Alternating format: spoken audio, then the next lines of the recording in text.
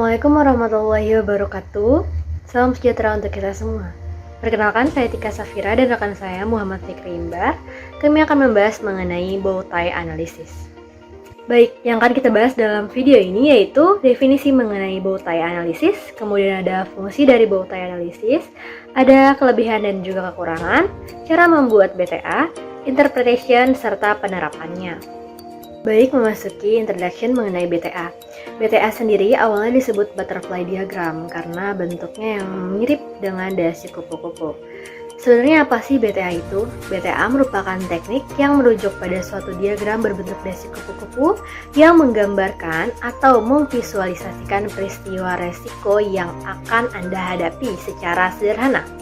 Nah, visualisasi diagram dasi kupu-kupu ini di sisi kirinya akan menggambarkan manajemen resiko yang bersifat proaktif, serta di sisi kanan akan menggambarkan manajemen resiko yang bersifat protektif.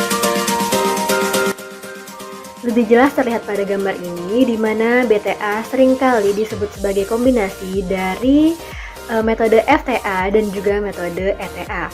Metode FTA atau fault tree analysis akan menganalisis penyebab peristiwa tersebut terjadi, sedangkan metode ETA atau event tree analysis itu akan menganalisis dampak dari peristiwa yang terjadi. Namun, bow tie analysis ini akan lebih berfokus pada barrier atau penghambat antara penyebab dan juga resiko, serta antara resiko dan juga dampak. BTA dikenal juga sebagai barrier diagram, yang menyediakan visualisasi yang dapat dimengerti dari hubungan antara penyebab, gangguan, atau kerusakan, kondisi yang dapat memicu peningkatan risiko, sampai kemungkinan terjadinya kecelakaan. Bow tie ini juga difungsikan untuk mengontrol atau mencegah terjadinya kecelakaan dan tindak persiapan untuk mengurangi dampak yang ditimbulkan dari adanya kecelakaan. Fungsi dari BTA juga adalah untuk menilai tipe-tipe masalah yang berbeda. Tetapi dalam hal keselamatan, tipe analisis BTA digunakan untuk menilai dan mendukung accident analysis, proses hazard, dan penyelenggaraan manajemen resiko. Di mana metode ini akan menghubungkan bahaya dan dampaknya melalui rangkaian garis kejadian yang dapat digambarkan secara grafik dalam bentuk diagram yang menunjukkan rute kecelakaan atau rute menuju kecelakaan. Lebih penting lagi, tindakan pencegahan dan juga pengurangan dihubungkan ke dalam tugas, prosedur, tanggung jawab secara individu, dan juga kompetensi yang dimiliki. Nah, BTA akan menjelaskan atau menunjukkan hubungan yang krusial antara pengendalian resiko, entah itu hardware maupun human intervention, dan juga sistem manajemen untuk memastikan keefektivitasannya yang sedang berjalan. Selanjutnya yaitu manfaat dan juga keterbatasan dari BTA.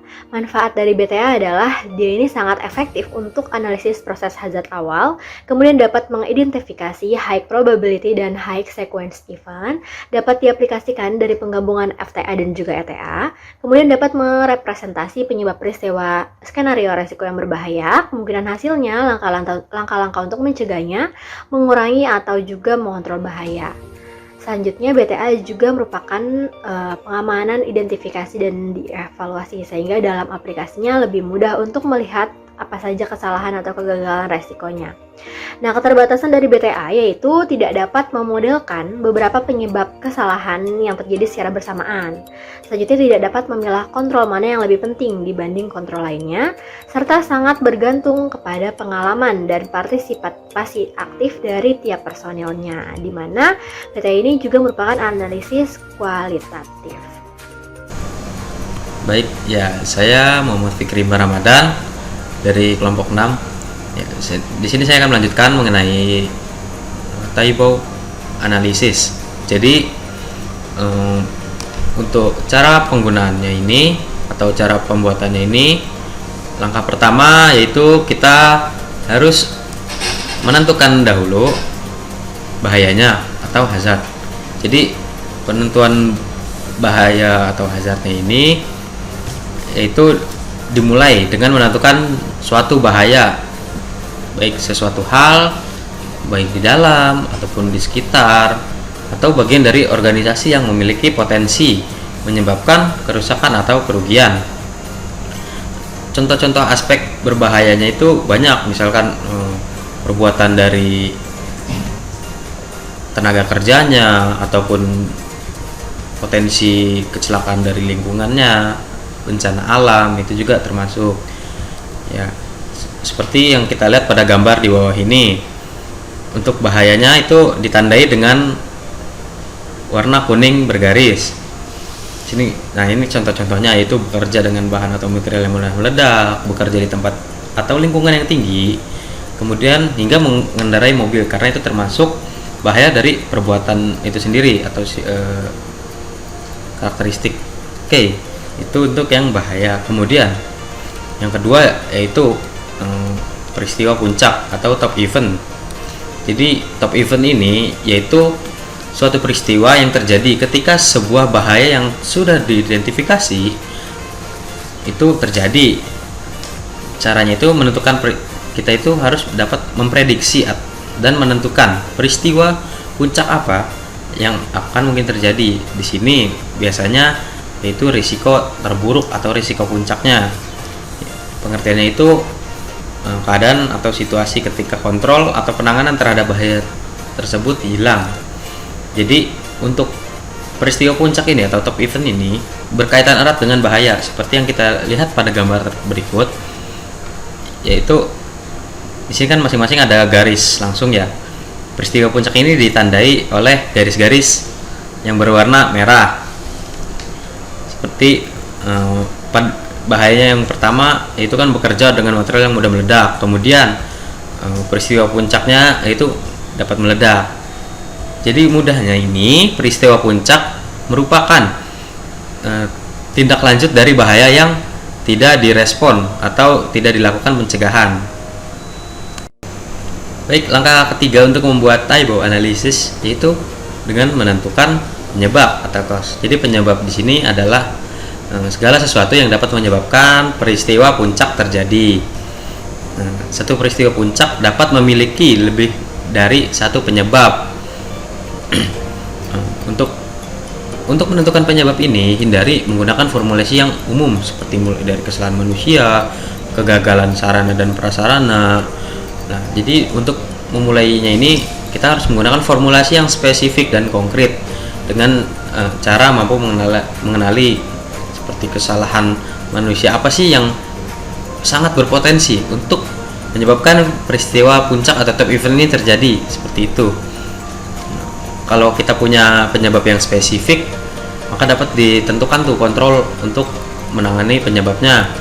Seperti yang kita lihat pada gambar di bawah ini, kita pakai contoh yang ketiga tadi ya, mengendarai mobil itu merupakan bahayanya. Kemudian kehilangan kendali terhadap mobil itu merupakan top eventnya. Top eventnya ini memiliki beberapa penyebab yang seperti kita dapat lihat di gambar. Baik ya, untuk langkah yang keempat yaitu kita menentukan konsekuensinya. Oke, konsekuensi di sini merupakan dampak negatif dari peristiwa puncak. Ya, sudah kita ketahui ya, saat terjadinya peristiwa puncak dampaknya itu apa aja sih? Dan konsekuensi ini maksudnya konsekuensi apabila peristiwa puncak itu sudah terjadi, dan konsekuensi juga dapat lebih dari satu dari peristiwa puncak ya. Dari suatu peristiwa puncak itu konsekuensinya bisa lebih dari satu. Seperti yang kita lihat pada gambar berikut, konsekuensi dari kehilangan kendali mobil itu, nah itu kendaraannya bisa menabrak kendaraan lain, atau pengemudi terbentur, mobil jatuh ke dalam jurang dan terguling, lain-lain seperti itu. Baiklah, untuk yang selanjutnya, setelah kita lengkap menggunakan 4 tahap tersebut, mulai dari bahaya, peristiwa puncak, kemudian penyebab dan konsekuensinya, kita dapat menginterpretasikan Taibao analisis ini. Nah, interpretasi di sini menghasilkan atau outputnya itu berupa kontrol pencegahan, mitigasi, dan pemulihan. Baiklah, yang pertama untuk kontrol pencegahan, mitigasi, dan pemulihan. Kontrol pada teknik ini terdapat kedua sisi dari peristiwa puncak. Jadi di sini ada sisi kiri dan sisi kanan, seperti yang kita lihat pada gambar berikut. Baiklah, sisi kiri ini merupakan atau berfungsi untuk menahan agar penyebab ini tidak terjadi. Dan jika sampai terjadi, dia itu dapat meminimalisir peristiwa puncak yang terjadi. Sementara itu, untuk kontrol mitigasi dan pemulihan itu berada di sisi kanan, yang seperti kita lihat pada gambar di bawah ini nih, yang warnanya merah ya. Oke, di sini kontrol mitigasi ini fungsinya untuk memastikan bahwa jika peristiwa puncak ini terjadi, konsekuensi yang terjadi atau yang diterima ini dapat diminimalisir atau bahkan hampir tidak akan diterima. Baik, sebelumnya jika kita membahas mengenai kontrol pencegahan, mitigasi, dan pemulihan, nah kontrol-kontrol tersebut pun tidak akan berjalan, tidak mungkin ya berjalan 100% gitu. Jadi ada yang namanya faktor eskalasi. Jadi faktor eskalasi ini merupakan faktor-faktor yang memprediksikan mengapa kontrol tersebut gagal. Nah, untuk mencegah faktor eskalasi ini terjadi atau yang diprediksikan kegagalan itu terjadi, dapat kita gunakan yang namanya kontrol eskalasi. Oke, sebagai contoh, konsekuensi peristiwa puncak atau top eventnya itu dia yang warna merah seperti gambar ini, pengemudi terbentur bagian dalam mobil. Kita dapat menggunakan kontrolnya, yaitu kontrolnya apa? Yang kita lihat di sini ada persegi panjang. Yang pertama yaitu pemakaian sabuk pengaman.